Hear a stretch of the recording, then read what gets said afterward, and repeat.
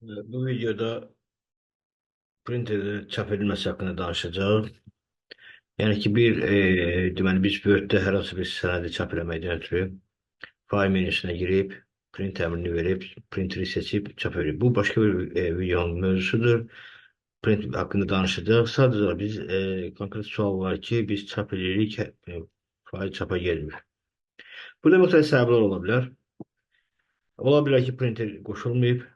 Printer kompüterə qoşmadan ötürü nə eləməli? İki alınan printer kompüterə qoşmadan ötürü onun driveri yazılmalıdır, bir də tanıtmaq lazımdır. Yəni mən təzə kompüter almışam, gətirib printer almışam, kompüterə qoşum dərhal çap edeyim olmur. Yəni ki, onu driverlər yazılmalıdır və ondan sonra printer çap eləmək lazımdır.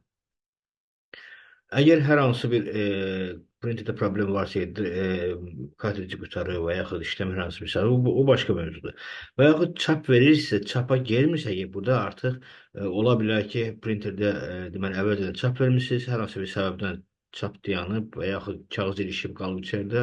Ondan sonra çap dayanıb, ondan sonra biz nə qədər çap ediriksə, əgər fayl çapa gelmir. Bunun üçün nə etmək lazımdır? Aletlər panelində və yaxud da burada axtarışlar veririk. Printer and scanner yazırıq. İkidə vurandan sonra